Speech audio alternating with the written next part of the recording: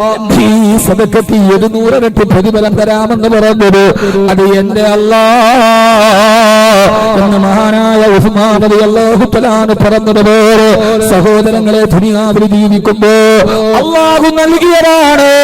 ആ നൽകിയതിനെ പടച്ചറപ്പിന്റെ മാർഗത്തിലേക്ക് ചെലവഴിച്ചാൽ, അറബി കോളേജ് ഉണ്ടാക്കാൻ, ഹിഫ്ളുൽ ഖുർആൻ കൊടുത്താൽ, നമ്മുടെ നാട്ടിലെ ദറസുകൾക്ക് കൊടുത്താൽ, പള്ളിക്ക് വേണ്ടി കൊടുത്താൽ, നാളെ ആരുടെ മുന്നിലേക്ക് പോകുന്ന സമയത്ത് നമ്മുടെ ജീവിതത്തിൽ പ്രയോജനം ചെയ്യുമല്ലോ. പൊന്നുമോനെ, ഇത്രയേറെ ദുനിയാവിൽ കണക്കില്ലാതെ വാരി കോരി കൂട്ടിയിട്ട് എവിടെ കൊണ്ടുപോകാനാ?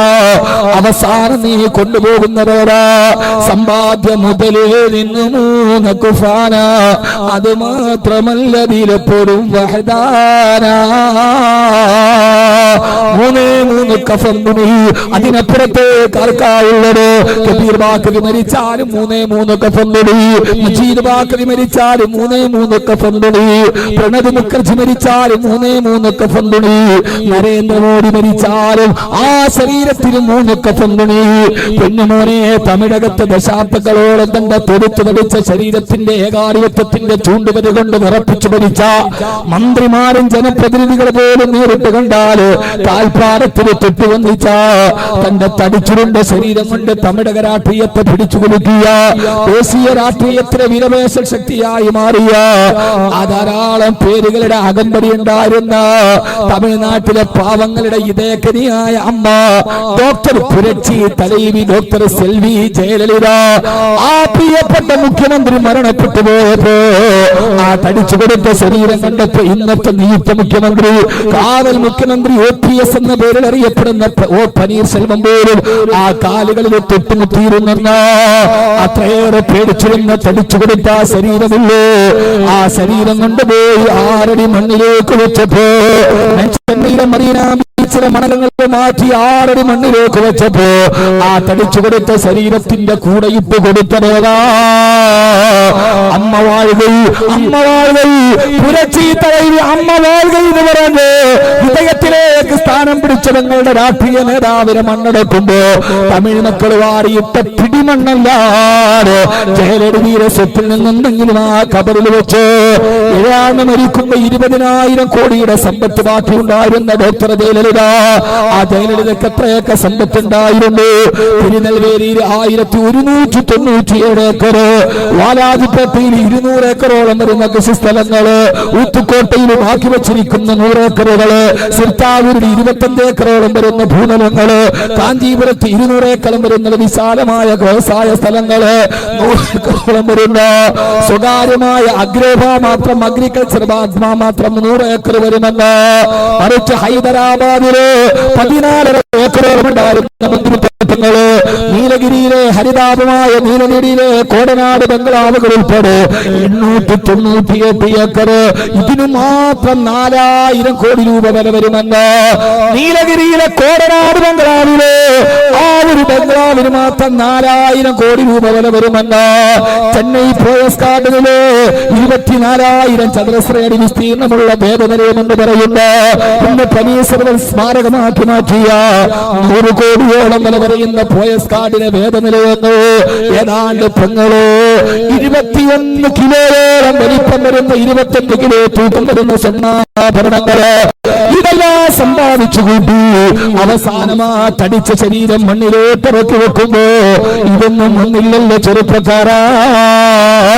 മുഖ്യമന്ത്രിയെ പോലെ കാലിൽ തെറ്റിച്ച ഉരുണ്ടുപെടുത്ത ശരീരത്തിലേക്ക് ഒരു പേടിയില്ലാതെ ആ ശരീരത്തിന്റെ മുകളിലൂടെ ഇറങ്ങി നടന്നതാരാ?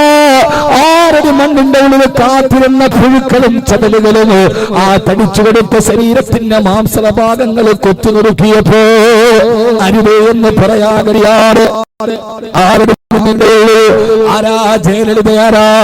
ജയലളിത താമസിച്ച കിടന്ന കിടപ്പുമുറിയുടെ വിസ്തീർണം നിങ്ങൾക്കറിയോ? നമ്മുടെയൊക്കെ 10 ഇല്ലെങ്കിൽ 12 ജയലളിത താമസിച്ച ബെഡ്റൂമിന് 24,000 സ്ക്വയർ ഫീറ്റ് വിസ്തൃതിയുണ്ടെന്നാ. 24,000 സ്ക്വയർ ഫീറ്റ് വിസ്തൃതിയുള്ള ബെഡ്റൂമിൽ കിടന്ന പെണ്ണിന് അവസാനം അന്ത്യയാത്രയിൽ കിട്ടിയത് 6 അടിയല്ലോ. എന്റെ പൊന്നുമോനെ, ആ ശരീരത്തിലേക്ക് ചിതലുകളും പുഴുക്കളും കുടിച്ചു നടത്ത മാംസത്തെ കത്തിക്കീറുമ്പോ എന്റെ പ്രിയപ്പെട്ട ചെറുപ്പക്കാരാ, ദുനിയാവിനെ ഇങ്ങനെ അതിവർന്ന് ജീവിക്കുമ്പോ എന്റെ നാട്ടിലെ പള്ളിയിലെ ഖബർസ്ഥാനിൽ ചെന്നിട്ട് ആ മണ്ണിലേക്ക് നീ നിന്റെ ചെവി ഒന്ന് കേൾക്കണം. എന്നിട്ട് ആ മണ്ണിന്റെ സുവിശേഷം കേൾക്കണം.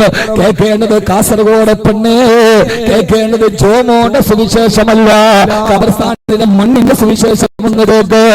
നിന്റെ ചെവി കൊണ്ടുപോയി ഖബർസ്ഥാനിലെ മണ്ണിലേക്ക് ചേർത്ത് വെക്കുമ്പോ ആ മണ്ണിന്റെ ഇടയിൽ നിന്നൊരു ശബ്ദം നിന്റെ ശരീരത്തിന്റെ ചെവിയിൽ കേൾക്കാം. എന്താ ശബ്ദം എന്നറിയോ? അനബൈത്തുദ്ദീബ് അനബൈത്തുദ്ദീബ് അനബൈത്തുദ്ദീബ് അനബൈത്തുൽ വഹ്ശ അനബൈത്തുൽ വഹ്ദ. ഞാൻ ഏകാന്തതയുടെ വീടാണടാ, ഞാൻ ഒറ്റപ്പെടലിന്റെ ഖബറാണടാ. അനബൈത്തുദ്ദീബ്, ഞാൻ നിന്റെ മാംസവും കാത്തിരിക്കുന്ന പുഴുക്കളാണടാ. സഹോദരാ സഹോദരേ, അതുകൊണ്ട് ദുനിയാവിന് വേണ്ടി ജീവിക്കരുത്. ഇന്നമ ദുനിയാക ബൈത്തുൻ നസജതുഹു ലൻ കബൂർ. ഈ ദുനിയാവ് ചിലന്തിയുടെ വല പോലെയാണ്, ഏത് സമയത്തും പൊട്ടിപ്പോകാവുന്ന ചിലന്തിയുടെ വല. അല്ലാഹു നമ്മളെ കാത്തുരക്ഷിക്കുമാറാകട്ടെ. 24,000 അടി ചതുരശ്ര മീറ്ററുള്ള കിടപ്പുമുറിയിൽ കിടന്ന പെണ്ണിനെ മാറടി മണ്ട ഒന്നും നമ്മൾ കൊണ്ടുപോകില്ല. അതുകൊണ്ട് നാളെ മരിച്ചാലും നമ്മൾ കൊണ്ടുപോകുന്നതോടാ, ആ കൊണ്ടുപോകുന്നത് അമലുൻ സാലിഹുൻ, നമ്മുടെ ജീവിതത്തിൽ ചെയ്ത സൽക്കർമ്മങ്ങൾ മാത്രം. അല്ലാഹു പരമാവധി സൽക്കർമ്മം ചെയ്യാൻ അല്ലാഹു തൗഫീഖ് നൽകട്ടെ. സൽക്കർമ്മം ചെയ്യാൻ ഒരു അവസരം കിട്ടിയാൽ ഓടണമെന്നാണ് ഖുർആൻ പറഞ്ഞത്. അവിടെ നിന്നോട് സൽക്കർമ്മത്തിലേക്ക് ഓടുക. മജീദ് ബാക്കി വിവാഹത്തിന്റെ സമയത്ത് ആദ്യം ഓടിയല്ലോ, വസാരിഊ ഇലാ മഗ്ഫിറത്തിൻ മിർ റബ്ബികും വജന്നാ. അല്ലാഹുവിന്റെ സ്വർഗ്ഗത്തിലേക്ക് നിങ്ങൾ ഓടിപ്പോവുക. അല്ലാഹു ഏത് നന്മ ചെയ്യാൻ ഒരു അവസരം കിട്ടിയാൽ അത് ചെയ്യാൻ അല്ലാഹു തൗഫീഖ് നൽകട്ടെ. അല്ലാഹു തൗഫീഖ് നൽകട്ടെ. ഇൻഷാ അല്ലാഹ് രണ്ടാമത്തെ കാര്യം പറയുന്നതിന് മുമ്പ് ഈ കനിവ് ചാരിറ്റബിൾ സൊസൈറ്റി പാവപ്പെട്ടവർക്ക്, അഗതികൾക്ക്, ക്യാൻസർ വന്നവർക്ക്, രോഗികൾക്ക്, വീടില്ലാത്തവർക്ക്, അപകടത്തിൽപ്പെട്ട് തളർന്നു കിടക്കുന്നവർക്ക് അവരവരെ കൊണ്ട് കഴിയുന്ന 1 വർഷത്തെ സഹായം അവർ ചെയ്തിട്ടുണ്ട്. ആ ഒരു സഹായത്തിന് പാവങ്ങൾക്ക് കൊടുക്കാൻ, അപകടത്തിൽ കിടന്ന് തളർന്നു വീണവർ, അപകടത്തിൽ പെട്ടുപോയവർ, അവർക്ക് വേണ്ടി സഹായം ചെയ്യാൻ ഈ പരിപാടിക്ക് തന്നെ വലിയൊരു ചെലവുണ്ട്. ഈ സംഘാടകരെ ബക്കറ്റുമായി നിങ്ങളുടെ മുമ്പിലേക്ക് വരും ഇൻഷാ അല്ലാഹ്. അടുത്ത ഒരു അരമണിക്കൂർ വളരെ പ്രധാനപ്പെട്ടതാണ്. എല്ലാവരും ഒരു നല്ല സദഖ, എല്ലാവരും അല്ലാഹു സ്വീകരിക്കുമാറാകട്ടെ. അല്ലാഹു സ്വീകരിക്കുമാറാകട്ടെ. സല്ലല്ലാഹു അലാ മുഹമ്മദ്.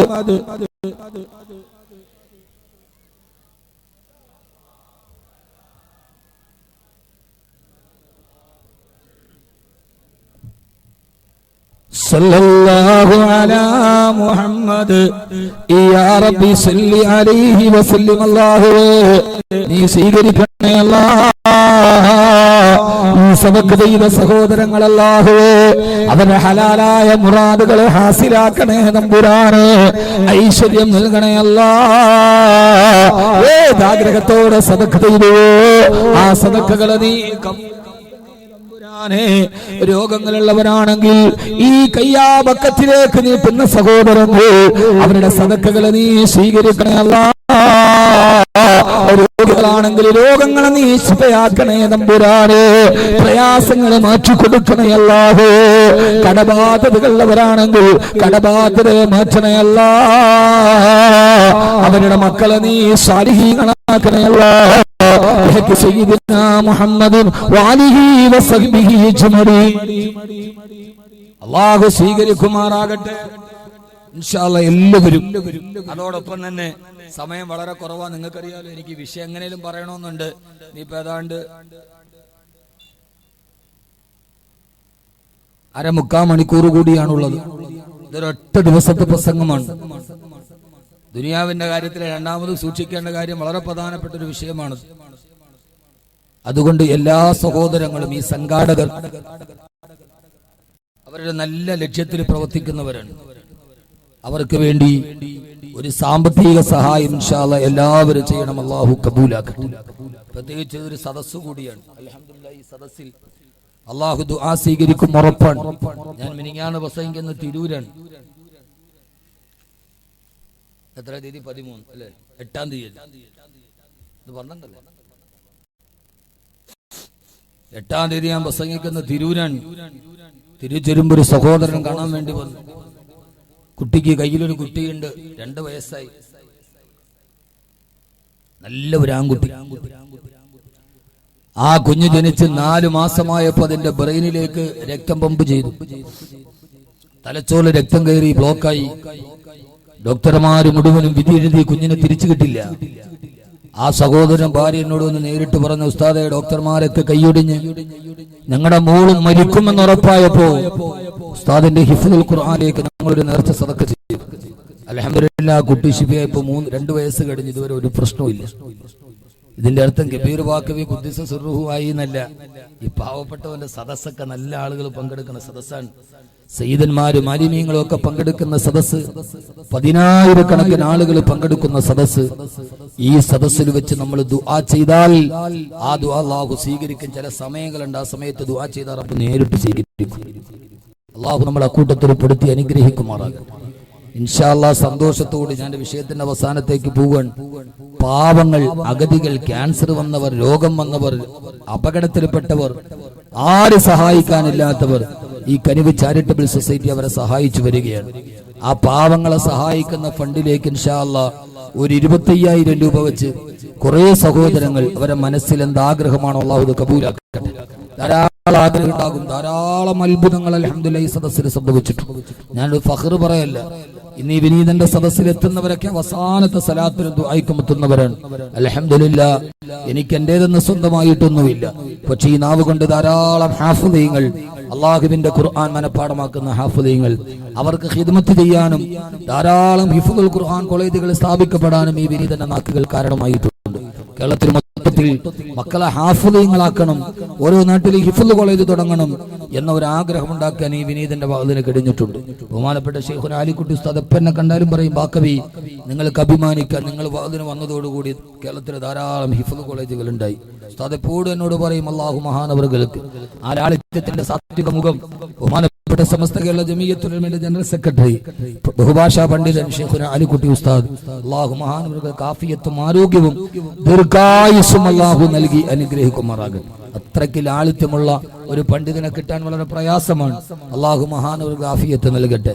അതുകൊണ്ട് കാര്യം മനസ്സിലൊന്ന് വിചാരിച്ച് രോഗം മാറാൻ, പ്രയാസം മാറാൻ, സ്ഥലം വിറ്റു പോകാൻ, കടം മാറാൻ, ഗൾഫിലെ ബിസിനസ്സുകളിൽ ബറക്കത്തുണ്ടാവാൻ ഏതാഗ്രഹമാണോ റബ്ബ് കബൂലാക്കട്ടെ. ഇൻഷാ അല്ലാഹ് ബറക്കത്തോടെ ഒരു 25,000 രൂപ ഇവിടെ വെച്ച് വാഗ്ദാനം ചെയ്ത് പിന്നീട് ആ സഹോദരങ്ങൾ വരുമ്പോൾ കൊടുക്കാൻ ഇൻഷാ അല്ലാഹ് എന്റെ എല്ലാ സദസ്സിലും, നാളെ എന്റെ സദസ്സ്, മറ്റന്നാളത്തെ സദസ്സ്, ഏത് സദസ്സിലാണെങ്കിലും ഇൻഷാ അല്ലാഹ് എല്ലാ സദസ്സും അവർക്ക് വേണ്ടി ദുആ ചെയ്യും ഇൻഷാ അല്ലാഹ്. സന്തോഷത്തോടെ ആരാ ഒന്ന് കൈപൊക്കി അവർ ഉസ്താദ് 25,000 മാഷാ അല്ലാഹ് ഖുലൂ തക്ബീർ. അല്ലാഹു സ്വീകരിക്കട്ടെ. ഒരു 5 മിനിറ്റ് ഞാൻ വന്നിട്ടുണ്ട്, കാരണം സമയം കുറവാണ്. അല്ലാഹുവേ നീ സ്വീകരിക്കണേ അല്ലാഹ്. ആ ചെറുപ്പക്കാരന്റെ സദഖ നീ കബൂലാക്കണേ അല്ലാഹ്. അല്ലാഹുവേ ആഗ്രഹം മനസ്സിൽ വെച്ചിട്ടാണോ സബലീകരിക്കണേ അല്ലാഹ്. അല്ലാഹുവേ അല്ലാഹുവേ അദ്ദേഹത്തിന്റെ സാമ്പത്തിക മേഖല ഏതാണോ അതിന് നീ ബറക്കത്ത് നൽകണേ അല്ലാഹ്. എല്ലാവിധ ആയുരാരോഗ്യ സൗഖ്യം നൽകി അനുഗ്രഹിക്കണേ തമ്പുരാനെ. അല്ലാഹുവേ ഹാഫിളീങ്ങളായ ആലിമീങ്ങളായ പെണ്ണുമക്കളെ നൽകണേ അല്ലാഹ്. അവസാനം വരെ തീരുപിടിക്കപ്പെടുന്ന രോഗത്തിൽ നിന്ന് നീ കാക്കണേ അല്ലാഹ്. മാഷാ അല്ലാഹ് 25,000 രൂപ ചെക്ക് കൂടെ കൊണ്ടടക്കാണ്. ഇവിടെ തരണമെന്നൊരു ആഗ്രഹത്തോടെ നേരത്തെ വന്ന ആളാ. അതാണ് സഹോദരങ്ങൾ വാതിൽ നടക്കുന്നു, എന്തെങ്കിലും കൊടുക്കണം എന്ന ആഗ്രഹത്തോടെ വന്നതാണ്. മാഷാ അല്ലാഹ് ആ ചെറുപ്പക്കാരൻ ഇതുപോലെയുള്ള യുവാക്കളാണ് ഇസ്ലാമിന് വേണ്ടത് റബ്ബേ. ആ സഹോദരന്റെ മാതാപിതാക്കൾക്ക് നീ ആയുരാരോഗ്യ സൗഖ്യം നൽകണേ റബ്ബേ. ഈ ജീവിതത്തിൽ പെട്ടതെല്ലാം ഖൈറാക്കണേ അല്ലാഹ്. ഖലീൽ മാടത്തെടുക്ക അല്ലാഹുവേ, മഹാനായ ഖലീലുല്ലാഹി ഇബ്രാഹിം നബി അലൈഹിസ്സലാത്തു വസ്സലാമിന്റെ ജീവിതത്തിൽ ബറക്കത്ത് ചെയ്തതുപോലെ ഖലീൽ എന്ന സഹോദരന്റെ ജീവിതത്തിൽ ബറക്കത്ത് നൽകണേ അല്ലാഹ്. ഭാര്യ ഇബ്രാഹിം നബിയുടെ ഭാര്യ ഹാജറയെ പോലെ, മക്കളെ ഇസ്മായിൽ നബിയെ പോലെ ആ കുടുംബത്തിന് നീ ആകമാനം സമ്പത്തും നീ ബറക്കത്തും നൽകണേ അല്ലാഹ്. ബിഹഖി സയ്യിദിനാ മുഹമ്മദിൻ വഅലിഹി വസഹ്ബിഹി അജ്മഈൻ. പെട്ടെന്ന് 10 മിനിറ്റ് ഞാൻ എടുക്കും. രണ്ടാമത്തെ ആൾ 25,000 രൂപ വെച്ച് രണ്ടാമത്തെ ആൾ ഒന്ന് കൈവയ്ക്കാൻ മതി. ശാലം കൂടി ഇപ്പൊ കൊടുക്കണ്ട. രോഗം ശിഫയാവാൻ അല്ലാഹു പൂർണ്ണ ശിഫ നൽകുമാറാകട്ടെ. അല്ലാഹുവേ, പൂർണ്ണ ശമനം നൽകണേ അല്ലാഹ്. പൂർണ്ണ ശിഫാ നൽകണേ അല്ലാഹ്. അല്ലാഹുവേ, ദുനിയാവല്ലവരത് ഇതിനു വേണ്ടി സദഖ ചെയ്യുന്ന സഹോദരങ്ങൾ, അവരെ മനസ്സിൽ നീ ദുനിയാവ് മാറ്റി ആഖിറത്തിന്റെ ദറജാത്തുകൾ ഉയർത്തിക്കൊടുക്കണേ തമ്പുരാനേ. സയ്യിദുനാ മുഹമ്മദിൻ വഅലിഹി വസഹ്ബിഹി അജ്മഈൻ. രണ്ടാമത്തെ ആൾ നല്ല ആളുകളാണ്. ഇവിടെ ആകെ ഇത്രയും ആളുകൾ കൂടിയിട്ട് ഞാൻ പിരിക്കൂല. ഞാൻ സംഘാടകരെ വിളിച്ചപ്പോഴേ ഞാൻ പറഞ്ഞു, ഞാൻ പൈസ പിരിക്കൂല. ഇപ്പൊ ഞാൻ പൈസ പിരിക്കാൻ വാള് പറയാറേ ഇല്ല. പിന്നെ ഇവിടെ വന്നപ്പോ കുറെ ചെറുപ്പക്കാരാണ്, അവർ ചെയ്യുന്നതൊക്കെ നല്ല പ്രവർത്തനമാണ്. അതുകൊണ്ട് ആർക്കെങ്കിലും തരാൻ മനസ്സുണ്ടെങ്കിൽ വാങ്ങിച്ചു കൊടുക്കുക, ഇതാണ് എന്റെ ജോലി.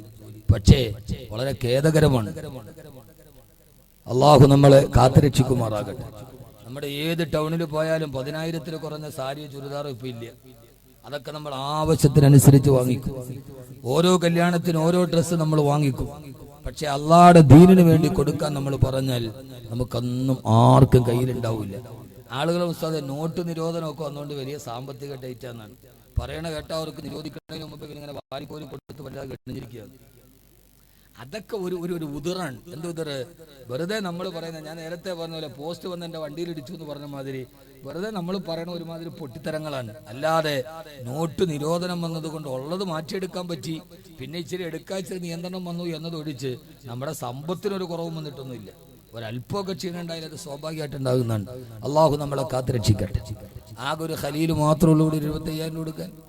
രണ്ടാമത്തെ ഒരാൾ ഒന്ന് കൈവയ്ക്കാൻ മതി. മാഷാ അല്ലാഹ്, അല്ലാഹു കബൂലാക്കട്ടെ. മൂന്ന് സലാത്തിൽ സല്ലല്ലാഹു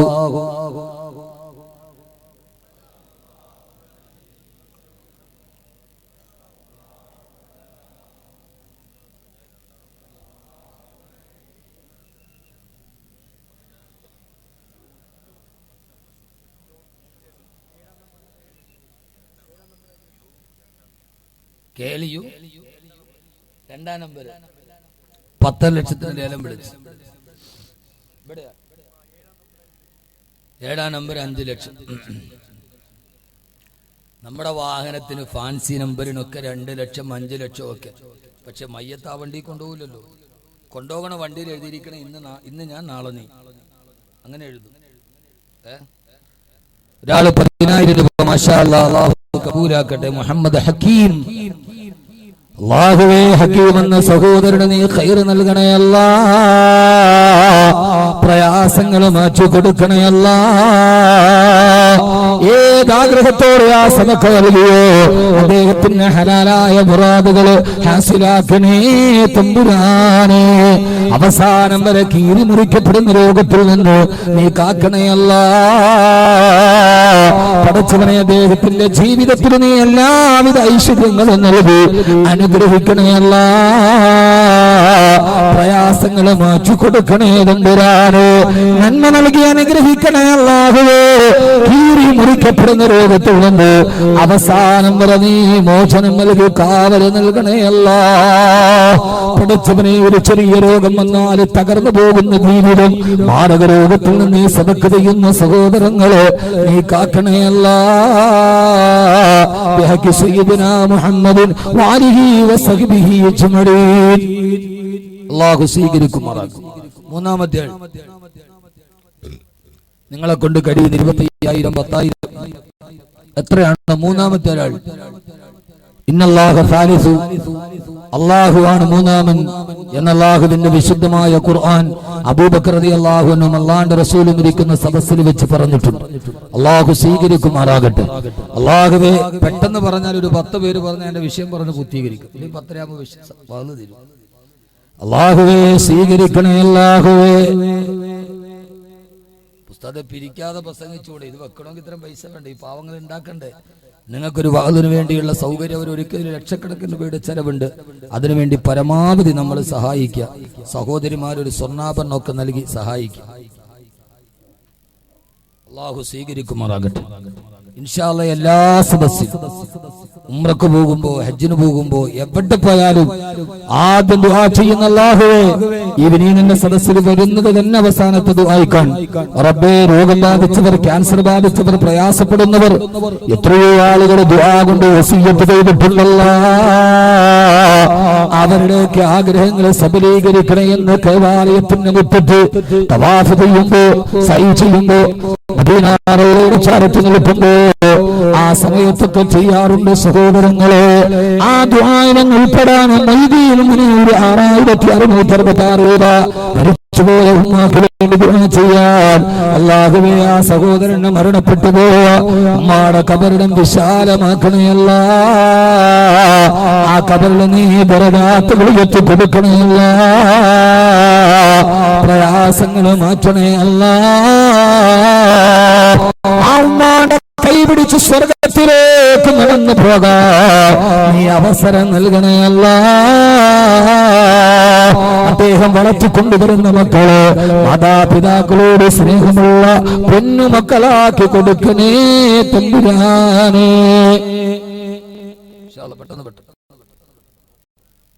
അല്ലാഹു സ്വീകരിക്കുമാറാകട്ടെ.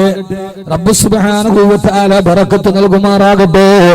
ആദരവായ പ്രവാചകൻ നബി മുഹമ്മദ് മുസ്തഫ നാലാമതൊരാൾ ഖുലഫാഉർ റാഷിദീൻ 4 പേരാണ്. അല്ലാഹു സുബ്ഹാനഹു വ തആല നാലാമത്തെ ആൾ അർബഅത്തുൽ ഖുലഫാഉർ റാഷിദീൻ അൽ മഹ്ദിയീൻ മഹാന്മാരുടെ ബറക്കത്ത് കൊണ്ട് ആഗ്രഹമാണ്. അല്ലാഹു ഇത് സബലീകരിച്ചു കൊടുക്കുമാറാകട്ടെ. നാലാമത്തെ ആൾ സംഘാടകർ അവിടെ നിൽക്കുന്നുണ്ട്, ഒന്ന് പേരെഴുതി കൊടുത്തു വിട്ടാൽ മതി. നമുക്ക് ദുആ ചെയ്യാം. ഞാൻ പ്രസംഗത്തിന്റെ ബാക്കി ഭാഗത്തേക്ക് കിടക്കുകയാണ്. ആദരവായ പ്രവാചകൻ നബി മുഹമ്മദ് മുസ്തഫ സല്ലല്ലാഹു അലൈഹി വസല്ലം പറഞ്ഞു, വഹിന എന്ന് പറഞ്ഞാൽ ഹുബ്ബു ദുനിയ, ഈ ദുനിയാവിനോടുള്ള വല്ലാത്ത സ്നേഹമാണ്. രണ്ടാമത്തേത് വകറാഹിയത്തുൽ മൗത്ത്, മരിക്കാനുള്ള മരണത്തോടുള്ള വെറുപ്പാണ്. ദുനിയാവിനോട് സ്നേഹമാണ്, മരിക്കാൻ വെറുപ്പാണ്. ആർക്കാ മരിക്കാൻ ആഗ്രഹമുള്ളത്? ആർക്കെങ്കിലും ഉണ്ടോ? ഈ നിൽക്കുന്നവൻ ആരെങ്കിലും ഉണ്ടോ മരിക്കാൻ ആഗ്രഹമുള്ള ആളുകൾ? നമുക്കറിയാം ഞാൻ അടുത്ത നിമിഷം മരിക്കും, നമുക്ക് ഉറപ്പാണ്. അതിന്റെ കൂടെ നമുക്കൊരു ഉറപ്പും കൂടെ ഉണ്ട്, ഞാനിപ്പോ ഉടനെ ഒന്നും മരിക്കൂല, ഉടനെ മരിക്കുമെന്ന് ഉറപ്പുണ്ട്. അതോടൊപ്പം തന്നെ മനസ്സിലൊരു ചിന്ത, ഞാനിപ്പോഴൊന്നും മരിക്കൂല, മോളുടെ കല്യാണം കഴിയണം, അത് കഴിയണം, ഇത് കഴിയണം. മരിക്കാനുള്ള പേടി. എന്തിനാ സഹോദര മരിക്കാൻ പേടി? മരിക്കാൻ പേടിയുള്ളത് ജീവിക്കാൻ കൊതിയുള്ളവനാണ്. ജീവിക്കാൻ കൊതിയില്ലെങ്കിൽ പിന്നെ മരിക്കാൻ പേടിയുണ്ടാവും. ജീവിക്കാൻ കൊതി വല്ലാതെ ഉണ്ടെങ്കിലല്ലേ മരിക്കാൻ പേടിയുണ്ടാവും. ഞാൻ ഫലസ്തീനിൽ ഒരിക്കലും സിയാറത്തിന് പോയപ്പോ മഹാനായ സൽമാനുൽ ഫാരിസി റളിയല്ലാഹു അൻഹു ഖബർ സിയാറത്ത് ചെയ്യാൻ പോവാണ്. അപ്പോ ഫലസ്തീൻ കണ്ടാൽ നമുക്ക് കരച്ചിൽ വരും. ആ രീതിയിലാണ് ഫലസ്തീൻ. ഞാൻ നടന്നു മുമ്പിൽ കൊച്ചുകുട്ടി സ്കൂളിൽ പോവാണ്, ഒരു ഫലസ്തീനി ബാലൻ. ഞാൻ അവന്റെ വെറുതെ തോളിൽ കൈയിട്ട് കൂടെ കൂടി വിശേഷമൊക്കെ അറിയാം. ഒരു 10-11 വയസ്സുണ്ടാവും. അപ്പൊ അവനോട് ഞാൻ ചോദിച്ചു, മോനെ നിന്റെ വാപ്പ? അവൻ ആകാശത്തേക്ക് വിരൽ ചൂണ്ടിയിട്ട് പറഞ്ഞു, ഇലാ റഹ്മത്തില്ല, എന്റെ വാപ്പ അള്ളാഹുടെ റഹ്മത്തിലേക്ക് മരിച്ചു എന്നല്ല പറഞ്ഞത്. ഫലസ്തീനെ കുട്ടി ഇസ്രയേൽ അല്ല, അവന്റെ അമ്മായിയപ്പൻ അമേരിക്കയുടെ ജാരസന്താനമായി ഇസ്രയേൽ ഒരു ജന്മം മുഴുവനും തകർത്താലും ഫലസ്തീൻ തകരില്ല. കാരണം ലോകത്തിലെ ഏറ്റവും കൂടുതൽ പ്രതിരോധ ശേഷിയുള്ള സ്ഥലമാണ് ഫലസ്തീൻ. ഏറ്റവും പ്രതിരോധ ശേഷി അവരുടെ മനസ്സിനാണ്. എങ്ങനെ അവരെ നമുക്ക് കൊല്ലാൻ പറ്റും? അവരെങ്ങനെ തകർക്കും? അവരെങ്ങനെയാ പിടിച്ചു നിന്നത്? ആധുനിക മുസ്ലിം സമൂഹം നേരിടുന്ന വെല്ലുവിളികൾ എങ്ങനെയാ അവരെ തകർക്കാൻ കഴിയാ? അല്ലാഹു നമ്മളെ കാത്തുരക്ഷിക്കട്ടെ. അതിൽ നിന്ന് അവരെ തകർക്കാൻ പറ്റില്ല. മോനെ, നിന്റെ ഉമ്മ എന്റെ വാപ്പയുടെ കൂടെ സ്വർഗത്തിൽ പോയി. മോനെ, നിന്റെ സഹോദരങ്ങൾ എന്റെ സഹോദരിമാരെ, ഈ നരാധമന്മാർ ഇസ്രയേലിന്റെ പട്ടാളക്കാരുടെ നേരെ വിരൽ ചൂണ്ടിയിട്ട് ആ കുട്ടി പറഞ്ഞ് ഈ നരാധമന്മാർ കൊന്നുകളഞ്ഞു. നമുക്ക് ഇസ്രയേലിലെ പട്ടാളക്കാരെ കണ്ട പേടി വരും, ഇങ്ങനെ പൂച്ച കണ്ണിങ്ങനെ നോക്കും. പക്ഷെ അവിടുത്തെ കുട്ടികൾ ബോൾ അടിച്ചിട്ട് അവർ നെഞ്ചത്തോട്ട് ഇടുക. ഞാൻ ബൈത്തുൽ മുഖദ്ദസിന്റെ മുമ്പിലൂടെ ഞങ്ങളിങ്ങനെ ഞങ്ങളുടെ ഗ്രൂപ്പ് അംഗങ്ങളൊക്കെ അസർ കഴിഞ്ഞിട്ട് അടക്കുകയാണ്. ബൈത്തുൽ മുഖദ്ദസിന്റെ മറുഭാഗത്ത് ഫലസ്തീനി കുട്ടികൾ ബോൾ അടിക്കുന്നുണ്ട്. ബോൾ കളിച്ചോളൂ, ഒരു ബോൾ വരും, ഇസ്രയേലി പട്ടാളക്കാരൻ തോക്കുമായിട്ടേക്ക് അവന്റെ കാലിൽ തട്ടി. അവൻ ഇവനിങ്ങനെ ശുദ്ധനായിട്ട് നോക്കി പറയും, ഇവൻ വിളിക്കണ അന്തരമാക്കാന്നല്ലേ, അല്ലാഹുവിന്റെ സത്യമേ നീ എന്നെ പേടിപ്പിക്കണം. ആരാ ചോദിക്കണം? മീശ മുളയ്ക്കാത്ത കുട്ടികൾ. അതാണ് ആ കുട്ടികൾ കണ്ടവരങ്ങ് പരിചയിച്ചു പോയി. അള്ളാഹു കാണാൻ തൗഫീക്ക് നൽകട്ടെ, അള്ളാഹു കാണാൻ തൗഫീക്ക് നൽകട്ടെ. കൊടകും ബാംഗ്ലൂരും ചിറാപ്പുഞ്ചി ഷില്ലോങ്ങും കണ്ടാ പോരാ, പൈസ ഉണ്ടാക്കിയിട്ട് ആദ്യത്തെ കിബില കാണാൻ പോകണം, ഫലസ്തീൻ കാണണം, ഇസ്രയേൽ കാണാൻ പോകണം. ഇസ്രയേലിലെ തെല്ലവീവ് നഗരത്തിലെ ബീച്ചിന്റെ മറുഭാഗത്ത് കടലിന്റെ ഓരത്തൊരു പള്ളിയുണ്ട്. ആ പള്ളിയുടെ പേര് മസ്ജിദ് യൂനുസ് എന്നാണ്. ഇസ്രയേലിലെ ടെല്ലവീവ് നഗരത്തിന്റെ കടലോരത്തൊരു പള്ളിയുണ്ട്, മസ്ജിദ് യൂനുസ്. യൂനുസ് നബിയെ തിമിംഗലം പോയി വിഴുങ്ങിയിട്ട് അവിടെ വെച്ചിട്ടാണ് യൂനുസ് നബിയെ വെളിയിലാക്കിയത്. ആ ഭാഗത്ത് ഇപ്പോഴും പള്ളിയുണ്ട്. അവിടെ പോയ അള്ളാഹുടെ കുദ്റത്തിന് ഓർമ്മ വരും. അവിടെയൊക്കെ പോകാൻ അള്ളാഹു തൗഫീഖ് നൽകട്ടെ. ഈ പണവും കെട്ടിപ്പിടിച്ച് മറ്റൊരുത്തന്റെ മുമ്പിൽ കാണിച്ചിട്ട് കാര്യമില്ല. പണക്കാര് രണ്ട് സൈസാണ്, ഒന്ന് മയില്, ഒന്ന് കസ്തൂരിമാൻ. തങ്ങൾക്ക് ഉപയോഗപ്പെട്ടില്ലെങ്കിലും പോണവർക്കൊക്കെ കൊടുക്കും. രണ്ട് ചില പണക്കാരുണ്ട്, അത് മയിലാണ്. മയിലായിട്ട് വലിയ മയിലിനെ കണ്ടിട്ടില്ലേ? നമ്മളിങ്ങനെ നോക്കി നിൽക്കുമ്പോൾ കാഴ്ച ബംഗ്ലാവിൽ ആ കൂട്ടിൻ്റെ അകത്ത് വന്ന് പീലി ഇങ്ങനെ വിടത്തി അങ്ങനെ ആട്ടി കാണിക്കും. കണ്ടോ എൻ്റെ പീലി കണ്ട? വെളിയിൽ നിൽക്കണമെന്ന് വല്ലതും ഉണ്ടോ? കൂട്ടിന്റെ വെളിയിൽ നിൽക്കുന്നവന് വല്ല പ്രയോജനമുണ്ടോ? അകത്ത് നിന്നിട്ട് മയിലിങ്ങനെ പീലി വിടത്തിട്ട് ഇങ്ങനെ ആട്ടി കാണിച്ച് വലിയ വീട് വെച്ച് വലിയ കാറ് വെച്ച് അവൻ വലിയ പത്രാസി നടന്നിട്ട് മയിലിന് മാതിരി റൊട്ടിക്കൂടെ പോണ പാവങ്ങൾ ഇങ്ങനെ ആട്ടിക്കാണിക്കും. ഈ ആട്ടിക്കാണിക്കലൊക്കെ അവന്റെ ആട്ട നിർത്താൻ വേണ്ടി അസ്രായേൽ വരുന്നവരുണ്ടാവുള്ളൂ. അത് കഴിഞ്ഞാൽ പിന്നെ ആരും ഉണ്ടാവില്ല. ഇന്ത്യയിൽ നിന്ന് സിംഗപ്പൂരിലേക്ക്, സിംഗപ്പൂരിൽ നിന്ന് ജപ്പാനിലേക്ക് സ്വന്തം ഫ്ലൈറ്റ് ചാർട്ട് ചെയ്തു പോയ രാജംപിള്ള വലിയ മനുഷ്യനെ, അത് ഇപ്പോഴും ജീവിച്ചിരിപ്പുണ്ട്. രാജംപിള്ള, ആ രാജംപിള്ള തിഹാർ ജയിലിന്റെ സിമന്റ് ബെഞ്ചിൽ അവസാനം മരിക്കുന്ന നേരത്ത് ഒരു ഗ്ലാസ് പച്ചവെള്ളം കുടിക്കാൻ പറ്റാതെയാണ് മരിച്ചു. കേട്ടോളി, ഈ പണത്തെ പൂജിക്കുന്നവര് കേട്ടോളി. പണമാണ് ദൈവം, അത് കൊടുത്താൽ ഉറവ വറ്റിപ്പോകുമെന്ന് കരുതുന്ന ആളുകൾ കേട്ടോളീൻ. രാജംപിള്ളയ്ക്ക് സ്വന്തം ഫ്ലൈറ്റ് ഉണ്ടായിട്ടും ബ്രിട്ടാനിയ കമ്പനി ബിസ്ക്കറ്റിന്റെ സാമ്രാജ്യത്തിന്റെ അധിപനെ പച്ചവെള്ളം കുടിക്കാനില്ലാതെയാണ് മരിച്ചുപോയത്. പണം ഉണ്ട് എന്ന് പറഞ്ഞതുകൊണ്ട് കഴിയില്ല, അത് അവസാനം പ്രയോജനം ചെയ്യപ്പെടണമെന്നില്ല. അതുകൊണ്ട് പണവും കെട്ടിപ്പിടിച്ചിരിക്കാൻ അള്ളാഹിന്റെ മാർഗത്തിൽ കൊടുക്കാൻ വേണ്ടി പരിശ്രമിക്കും. അള്ളാഹു തൗഫീക്ക് നൽകട്ടെ, അള്ളാഹു തൗഫീക്ക് നൽകട്ടെ, അള്ളാഹു തൗഫീക്ക് നൽകുമാറാകട്ടെ. അതുകൊണ്ടും മരിക്കാൻ പേടിയുണ്ടാവുക. ആ കുട്ടി എന്നോട് പറഞ്ഞ എന്റെ സഹോദരിമാരെ ഈ ഇസ്രായേലി പട്ടാളക്കാരെ ബലാത്സംഗം ചെയ്തു. ഞാൻ അവനോട് ചോദിച്ചു, മോനെ വാപ്പയില്ലാതെ ഉമ്മയില്ലാതെ ആരുമില്ലാതെ ഒറ്റക്ക് നീ ഇവിടെ താമസിക്കണ്ട, എന്റെ കൂടെ വാ, നിന്നെ ഞാൻ ഇന്ത്യയിൽ കൊണ്ടുപോയി പഠിപ്പിച്ചു നല്ല ഡോക്ടറും എഞ്ചിനീയറും ആക്കാം. ആ ഇത് കേട്ട കുട്ടി എന്റെ കയ്യവന്റെ തോളിന്ന് തട്ടി. എന്നിട്ട് അവൻ ചോദിച്ചു, നിന്റെ കൂടെ വന്ന ഡോക്ടറും എഞ്ചിനീയറും ആകാനല്ലേ പറ്റൂ, നിന്റെ കൂടെ വന്ന ഷഹീദാവാൻ പറ്റില്ലല്ലോ. ഞാൻ ഈ ഫലസ്തീനിൽ ഷഹീദാവാൻ നിൽക്കുകയാണ്. 11 വയസ്സുള്ള കുട്ടി എന്നോട് പറഞ്ഞ മറുപടിയാണ്. തട്ടി ഞാൻ അവന്റെ വാക്കിന് മുമ്പ് പേടിച്ച് പതറിപ്പോയി. അതേവരെ അറിയാവുന്ന അറബിയിൽ അവനോട് ഇങ്ങനെ പറഞ്ഞു വരികയാണ്. നമ്മുടെ അറബി അവരോട് പറഞ്ഞാൽ മനസ്സിലാവില്ല. അവർ ഈജിപ്തുകാർ ജാ പറയില്ല, ഗിബാൽ ഗിദ്ദാം ഗുദ്ദാനെ പറയും. എന്നാണ് ജബൽ എന്നൊന്നും പറഞ്ഞ അവർക്കറിയില്ല. ഗിബൽ യാ അല്ലാഹ്, ഗിബാൽ ഗിദ്ദാം എന്ന് പറഞ്ഞെന്താ? മിസ്രികളോട് അറബി പറഞ്ഞാൽ മനസ്സിലായി, അവര് ജീമ പറയൂല.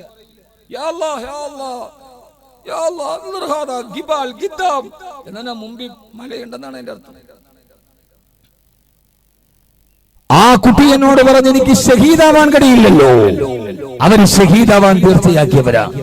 ജീവിക്കാൻ കൊതിയുണ്ടെങ്കിലല്ലേ പിന്നെ മരിക്കാൻ പേടിയുണ്ടാവൂ. അതുകൊണ്ടാണ് തൂക്കുകയർ മുമ്പിൽ കണ്ടപ്പോ മഹാനായ ഹുബൈബ് റളിയല്ലാഹു അൻഹുവിനോട്, ഹുബൈബേ ലൈക നഈമുദ് ദുനിയാ, ഈ ദുനിയാവിന്റെ എല്ലാ അനുഗ്രഹങ്ങളും നിനക്ക് ഞാൻ തരാമെന്ന് പറഞ്ഞപ്പോ അള്ളാന്റെ റസൂലിന്റെ കാൽപ്പാടത്തിലൂടെ മുള്ളുകൊള്ളുന്നത് പോലും എനിക്ക് ഇഷ്ടമല്ലെന്ന് പറഞ്ഞ് അള്ളാന്റെ റസൂലിനോടുള്ള പ്രണയത്തിന് അനുരാഗം തീരുമാനിച്ചു. ആ തൂക്കുമരത്തിൽ കടന്നാണ് ഹുബൈബ് റളിയല്ലാഹു തആല കരഞ്ഞതുപോലെ എന്റെ പ്രിയപ്പെട്ട സഹോദരങ്ങളെ, ആധുനിക മുസ്ലിം സമൂഹത്തെ ബാധിക്കുന്ന രണ്ടാമത്തെ രോഗം വകറാഹിയത്തുൽ മൗത്ത്. മരണത്തോടുള്ള പേടിയാ. അതുകൊണ്ട് ഈ സമയം സമാപിക്കും എന്റെ പ്രിയപ്പെട്ട സഹോദരങ്ങളോട് സഹോദരിമാരോട് ഒരേ ഒരു കാര്യം മാത്രം ഞാൻ വസിയത്ത് ചെയ്യുകയാണ്. മഹാനായ അബ്ദുറഹ്മാൻ ഇബ്നു അബൂ തൽഹ റളിയല്ലാഹു തആല അൻഹു അദ്ദേഹം വീട്ടിലിങ്ങനെ വിശ്രമിച്ചു കൊണ്ടിരിക്കുമ്പോഴാണ് മകനിരുന്ന് ഖുർആൻ ഓതുന്നത്. മകനിരുന്നു കൊണ്ട് ഖുർആൻ ഓതുകയാ. ഇൻഫിറൂ ഖിഫാഫൻ വഖാലാ. സമൂഹമാകുന്ന ഈ മുസ്ലിം സമൂഹം അന്തുമുൽ അലൈന ഇൻ കുന്തും മുഅ്മിനീൻ. നിങ്ങളെ സത്യവിശ്വാസികളാണെങ്കിൽ നാളെ അല്ലാഹുവിന്റെ മുമ്പിലും ലോകത്തും നിങ്ങൾ ഉന്നതരാ. മഹാനവറുകളുടെ മുമ്പിലിരുന്നിട്ട് മകൻ ഖുർആൻ ഓതുകയാ. ഇൻഫിറൂ ഖിഫാഫൻ വഖാലാ. നിങ്ങളെ ശക്തി ഉണ്ടാകട്ടെ, ശക്തിയില്ലാതിരിക്കട്ടെ, വൃദ്ധനാകട്ടെ, യുവാവാകട്ടെ, അള്ളാഹുവിന്റെ മാർഗത്തിൽ ഇറങ്ങി തിരിക്കുക. പ്രിയപ്പെട്ട പൊന്നുമകൻ വീട്ടിലിരുന്ന് ഈ ഖുർആൻ ഓതുമ്പോ മഹാനായ അബൂ തൽഹ റളിയല്ലാഹു തആല ഇത് കേൾക്കുകയാണ്. ആ സമയത്ത് മഹാനവറുകളുടെ പ്രായം 80 വയസ്സാണ് പ്രായം. ഇസ്ലാമിക ചരിത്രത്തിന്റെ ജാജ്വലമായ ചരിത്രത്തിന്റെ ഏടാണിത്. 80 വയസ്സായി വാർദ്ധക്യത്തിന്റെ അവശതയിലും വിവശതയിലും ഇരിക്കുന്ന അബൂ തൽഹ റളിയല്ലാഹു അൻഹു തന്റെ മകനിരുന്ന് ഖുർആൻ ഓതുമ്പോ ഈ ആയത്ത് കേട്ടിട്ട് ചാടിയെഴുന്നേൽക്കുകയാ. ശക്തിയുണ്ടെങ്കിലും ഇല്ലെങ്കിലും അല്ലാഹുവിന്റെ മാർഗത്തിൽ പോരാടണേ. അബൂ തൽഹ റളിയല്ലാഹു അൻഹു ചാടിയെഴുന്നേറ്റിട്ട് മകനോട് പറഞ്ഞു, മകനെ ജഹിസൂനി, വാപ്പാനെ തയ്യാറാക്കുമോനെ. എവിടെ കാണുക? അല്ലാഹുവിന്റെ ഖുർആൻ പറഞ്ഞത് കേട്ടില്ലേ? വ്യക്തി അവശതയാണെങ്കിലും വിവശതയാണെങ്കിലും കഴിവുണ്ടെങ്കിലും ഇല്ലെങ്കിലും അല്ലാഹുവിന്റെ മാർഗത്തിൽ യുദ്ധം ചെയ്യാൻ ഖുർആൻ പറഞ്ഞുവല്ലോ. അത് കേട്ടിട്ടിരിക്കാൻ കഴിയുന്നില്ല, അത് കേട്ടിട്ട് എനിക്ക് സഹിക്കാൻ കഴിയുന്നില്ല. മക്കളെ ജഹിസൂനി, എന്നെ നിങ്ങളെ തയ്യാറാക്കണേ. മക്കള് പറഞ്ഞു, ഉപ്പ 80 വയസ്സായല്ലോ. വേണ്ട മക്കളെ, അവസാനം 80ാമത്തെ വയസ്സിൽ വാർദ്ധക്യത്തിന്റെ അവശതയിൽ പടച്ചട്ട അണിഞ്ഞ് ഉടവാടെടുത്ത് മഹാനായ അബൂ തൽഹ റളിയല്ലാഹു അൻഹു യുദ്ധത്തിന് പോവുകയാ. അന്ന് യുദ്ധം നടക്കുന്നത് മെഡിറ്ററേനിയൻ കടലിലാണ്. റോമാ സാമ്രാജ്യത്തിനെതിരെ മെഡിറ്ററേനിയൻ കടലുകളിൽ ഏതാണ്ട് 1000-ഓളം കപ്പലുകൾ, ചെറു കപ്പലുകൾ കെട്ടിയിട്ട് ആ കെട്ടിയിട്ട കപ്പലുകളുടെ പ്ലാറ്റ്ഫോമിൽ നിന്നിട്ട് 3 ലക്ഷത്തോളം വരുന്ന റോമക്കാരോട് യുദ്ധം ചെയ്യുകയാണ്. അസ്ഹാബുൻ നബിയിൽ മുസ്തഫ സല്ലല്ലാഹു അലൈഹി വസല്ലമ. ആധുനിക ലോകത്തിന് മുസ്ലിം അനുഭവിക്കുന്ന ദുരിതങ്ങളോട് സമാനമുള്ള കഥ. അന്ന് മുസ്ലിമിന് ഇല്ലാതെ പോയ പടയണിയുടെ കഥ. മെഡിറ്ററേനിയൻ കടലിന്റെ തിരമാലകൾ ആഞ്ഞടിക്കുന്ന മെഡിറ്ററേനിയൻ കടല് ആയിരക്കണക്കിന് കപ്പലുകൾ ചേർത്ത് വെച്ചിട്ട് അതിന്റെ മുകൾ തട്ടിൽ നിന്ന് സഹാബത്ത് യുദ്ധം ചെയ്യുകയാണ്. ആനകളുമായിട്ടാണ് യുദ്ധം ചെയ്യുന്നത്. ആദ്യമായി ആനകളോട് യുദ്ധം ചെയ്യേണ്ടി വരുന്ന സഹാബത്ത് മുഴുവനെ പേടിച്ചോടത്. മഹാനായ അബൂ തൽഹ റളിയല്ലാഹു അൻഹു 80ാമത്തെ വയസ്സിൽ പട നയിച്ചു. അവസാനം യുദ്ധക്കളത്തിൽ പോയി വെട്ടി മഹാനവറുകളെ യുദ്ധത്തിൽ മുറിവേറ്റ് ബോധരഹിതനായി താഴേക്ക് വീണു. രോഗിയായി കിടന്ന് 80ാമത്തെ വയസ്സിൽ അല്ലാഹുവിന്റെ ഖുർആന്റെ ആയത്ത് കേട്ടപ്പോ, ഈ ആയത്ത് ഇതിനു മുമ്പും അബൂ തൽഹ റളിയല്ലാഹു അൻഹു പാരായണം ചെയ്തിട്ടുണ്ട്, ഇതിനു മുമ്പും അത് കേട്ടിട്ടുണ്ട്. പക്ഷേ ഒരു പ്രത്യേക സാഹചര്യത്തിൽ ഇസ്ലാം വെല്ലുവിളി അഭിമുഖീകരിച്ചു കൊണ്ടിരുന്ന കാലഘട്ടത്തിൽ ഈ ആയത്ത് കേട്ടപ്പോ മഹാനവറുകൾ 80ാമത്തെ വയസ്സിൽ വാർദ്ധക്യത്തിന്റെ ജീവിതത്തിന്റെ സായാഹ്നഘട്ടത്തിൽ മഹാനവറുകൾ യുദ്ധം ചെയ്ത് ബോധരഹിതനായി താഴെ വീണ്. ആ വാഴ്ചയിൽ അബൂ തൽഹ റളിയല്ലാഹു അൻഹു വഫാത്തായി. സഹാബത്ത് യുദ്ധം കൊണ്ടിരിക്കുമ്പോ ഈ മഹാനായ അബൂ തൽഹ റളിയല്ലാഹു അൻഹു കപ്പലിന്റെ മേൽത്തട്ടിൽ ഷഹീദായി. മഹാനവറുകളെ കബറടക്കാൻ സ്ഥലമില്ലാതെ എന്ത് ചെയ്യണമെന്നറിയാതെ സഹാബത്ത് വിഷമിക്കുന്നു. ആ തലക്കുന്ന മെഡിറ്ററേനിയന്റെ തിരമാലകളുടെ ആരവങ്ങളുടെ നടുവ് അബൂ തൽഹ റളിയല്ലാഹു അൻഹുവിന്റെ മയ്യത്ത് കബറടക്കണം. ചിന്തിക്കണേ ചെറുപ്പക്കാരാ, നമുക്കല്ലേ മരിക്കാൻ പേടിയുള്ളത്, നമുക്കല്ലേ ഒടുക്കത്തെ ദുനിയാവിനോട് കൊതിയുള്ളത് പെങ്ങളെ. അവസാനം ഒരു കപ്പലിന്റെ കെട്ടറുത്തുണ്ട്.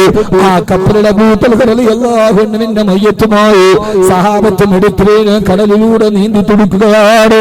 80ാമത്തെ വയസ്സിൽ അല്ലാഹുവിന്റെ ദീനിനു വേണ്ടി ഷഹീദായ സഹാബിയുടെ മയ്യത്തും വെച്ചുകൊണ്ട് മെഡിറ്ററേനിയൻ കടലിലൂടെ കപ്പൽ മുമ്പോട്ട് നീങ്ങി. എവിടെയാണെന്നറിയില്ല. ഏതാണ്ട് 10 ദിവസത്തോളം ആ മയ്യത്തുമായി കപ്പൽ കടലിൽ കറങ്ങി നടന്നു. എന്റെ പ്രിയപ്പെട്ട ചെറുപ്പക്കാരാ, ആരും ചിന്തിക്കണ്ട, ആ 10 ദിവസമായിട്ടും മയ്യത്തിന്റെ യാതൊരുവിധ ഭാവമാറ്റം വന്നില്ല. വന്നിട്ടില്ല. സഹാബത്ത് പറയാ, ഷഹീദായ അബൂ തൽഹ റളിയല്ലാഹു അൻഹു മയ്യത്ത് കപ്പലിൽ കിടക്കുന്നത് കണ്ടാൽ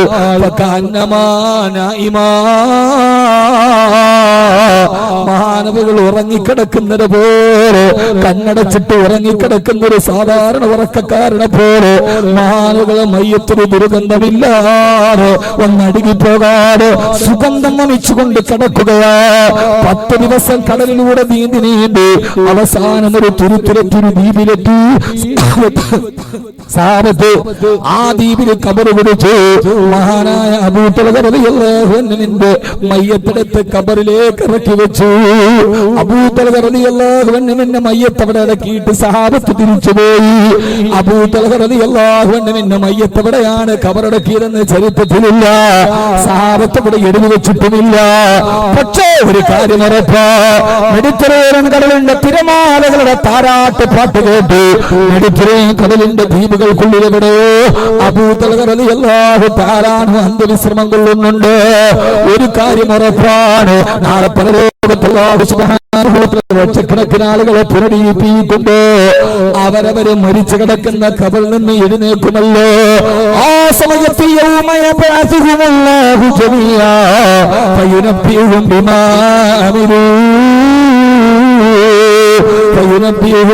അമിലൂ അല്ലാഹു എഴുന്നേൽപ്പിച്ചു നിർത്തുമ്പോ ജീവിതത്തിൽ ചെയ്ത കർമ്മങ്ങളെ കുറിച്ച് പടച്ചിറപ്പിനോട് വിളിച്ചു പറയുമ്പോ അബൂ തൽഹ റളിയല്ലാഹു അൻഹു മെഡിറ്ററേനിയൻ കടലിന്റെ തിരമാലകൾ മുത്തം വെച്ചു കൊടുക്കുന്ന ദ്വീപിന്റെ മണൽത്തരിക്കുള്ളില് അടക്കപ്പെട്ട ഖബറിൽ നിന്ന് എഴുന്നേറ്റു വരുമ്പോ എന്റെ പ്രിയപ്പെട്ട സഹോദരാ, ആധുനിക മുസ്ലിം സമൂഹത്തിന് ബാധിക്കുന്ന ഏറ്റവും പ്രധാനപ്പെട്ട രോഗം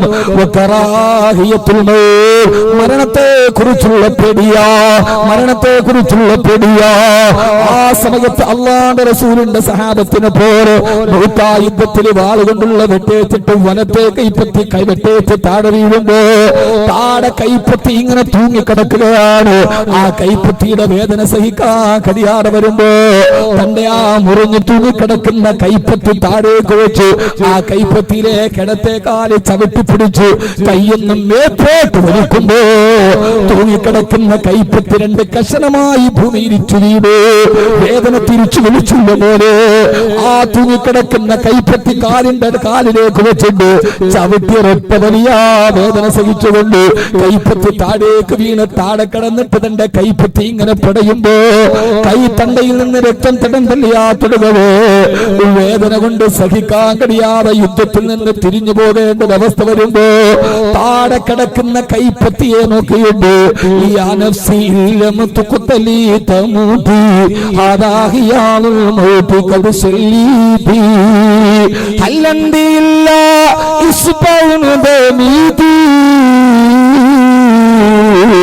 وفي سبيل الله ما لقيت താഴെ കിടക്കുന്ന പടയുന്ന രക്തത്തിൽ കിടന്ന് പടയുന്ന വിരലിനോട് വിരൽ പുച്ഛമേ നീ എന്നെ ദുഃഖത്തിൽ നിന്ന് പിന്തിരിപ്പിക്കുന്നു.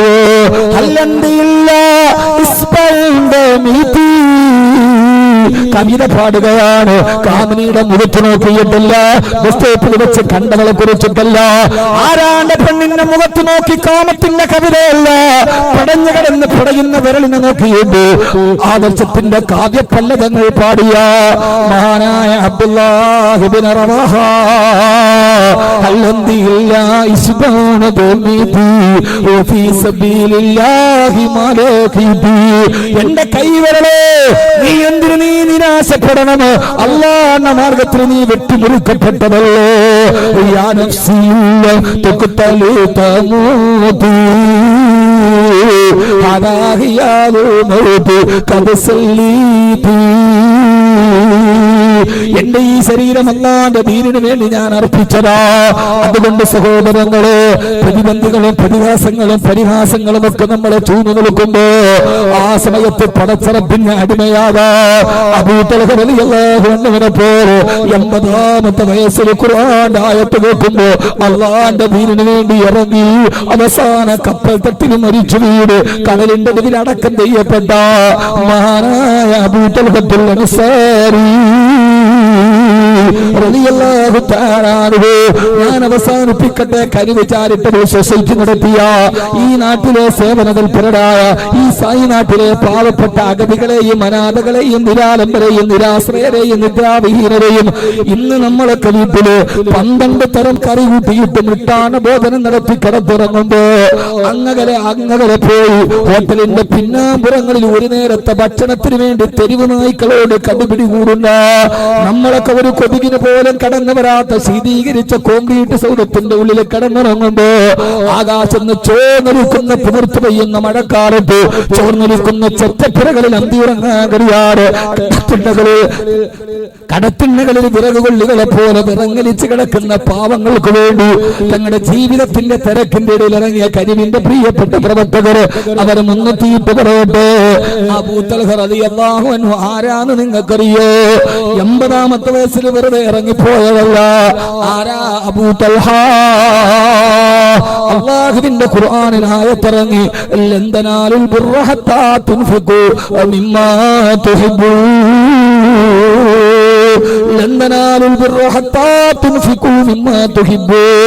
നിങ്ങൾക്ക് ഏറ്റവും ഇഷ്ടപ്പെട്ടത് അല്ലാഹുവിന്റെ മാർഗത്തിൽ ചെലവഴിക്കുന്നത് വരെ ആരും സത്യവിശ്വാസിയാവില്ല. ഈ ആയത്തിറങ്ങിയ ഉടനെ അബൂ തൽഹ റളിയല്ലാഹു അൻഹു ഇലാ ഹളറത്തി റസൂലില്ലാഹ്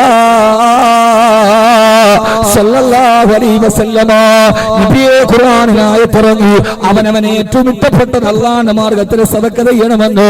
എനിക്ക് ഏറ്റവും ഇഷ്ടപ്പെട്ടത് മദീനയിലെ ബൈർഹ എന്ന എന്റെ ഈത്തപ്പഴത്തോട്ടമാണ് നബിയെ.